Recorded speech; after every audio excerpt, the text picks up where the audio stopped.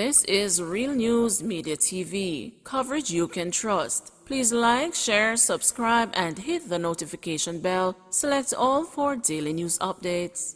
Good morning, my Real News Media TV family. Thank you so much for tuning in this morning, and I'm wishing for everyone a wonderful and a productive day. And in the news this morning for February 11, 2023, 4-year sentence handed down under new firearms law.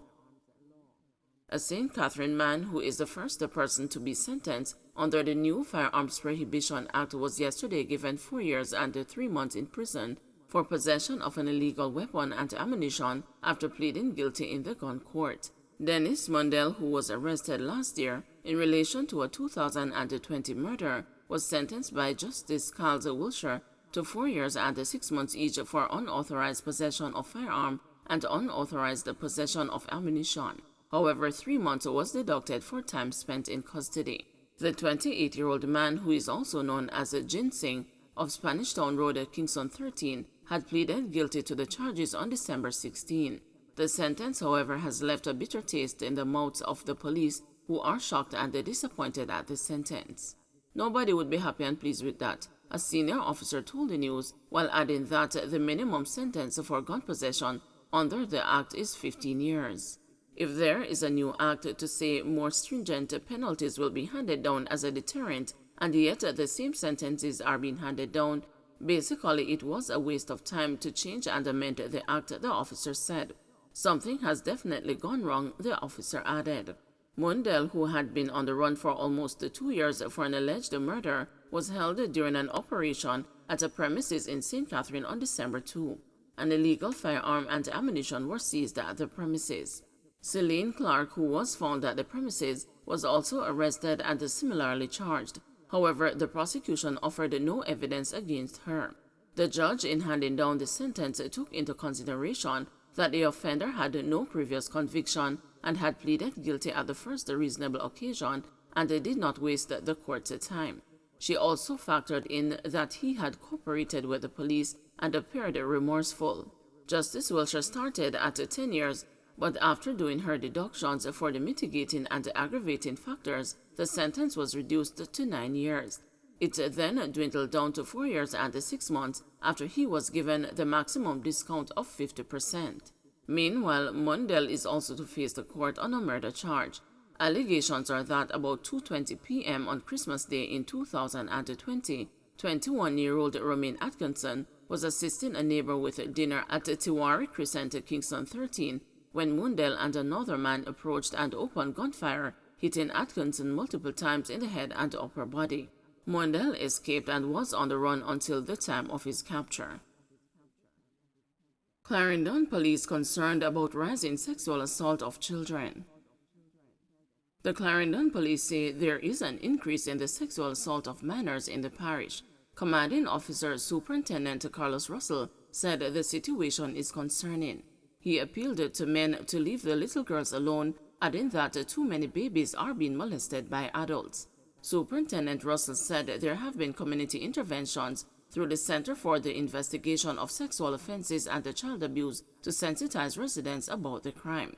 The senior policeman noted that in many cases, the perpetrators are not strangers to the children. We're just appealing to the men to leave the little girls alone. We are seeing too many babies that are being molested by adults, and it is very distasteful. Seeing ages from 5-year-old being molested by adults, and we're also asking the mothers to be very careful who they leave their children with, because sometimes in some of the cases, it is same family members or persons living in the same household that are the perpetrators. No more traffic ticket amnesty, Prime Minister warns. Prime Minister Andrew Holness has issued a strong warning that the government will not be granting another traffic ticket amnesty for motorists who breach the provisions of the new Road Traffic Act. Motorists were given up to February 1 to clear outstanding tickets ahead of the implementation of the new act. Mr. Holness said the government has come a far way in resolving issues which justified an amnesty in the past. The major failure of the system was the timely issuance of warrants, so persons could be given several tickets, but there was no consequence if they didn't pay because no warrant would be issued for their arrest, he noted. He said the use of technology will address this and several other hiccups which plagued the traffic management system.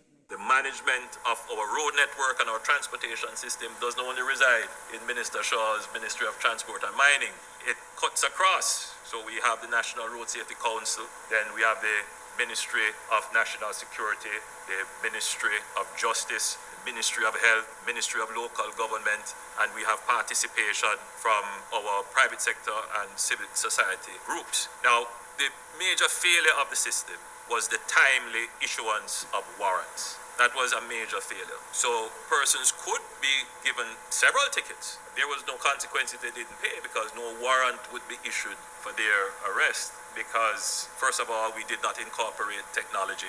The government has no real interest in earning money from bad behavior. It is there as a penalty to prevent bad behavior. So I've taken careful note of this argument being presented that the fines are too high, which is effectively to say that we want lower fines so that we can pay them and continue to breach. The idea of the high fine is to say to you, don't breach. We're not interested in the money, we're interested in your safety. I think that needs to be said. Overheated tablet computer causes fire at Westwood High dorm. An overheated tablet computer that exploded has been identified as the cause of Thursday evening's fire at the Trelawney-based Westwood High School. The fire gutted a dormitory room. No one was injured. Principal Karen Francis said 2 fire brigade units responded, but the blaze was quickly contained by the school plant supervisor who lives nearby. Ms. Francis said she is distraught by the mishap as important papers for examination preparation were lost. The fire has dislocated more than 30 senior students who were housed on the dormitory. It also caused the suspension of classes on Friday. Our school plant supervisor, I called him, but he lives nearby and he saw this smoke and he came quickly with a pump. So that is what he used to contain the fire, and we had called the fire brigade as well. We had 2 units coming, one from Brownstown and one from Falmouth, and they were quick in coming, but by the time they had got there, Mr. Taylor had already contained the fire. We're going to do an assessment today to see how quickly we can get back into operation because it is needed as we don't have much space for borders, especially with regards to the COVID protocols. So I'm hoping that by next week we'll be able to get back on the ground in terms of classes and so forth.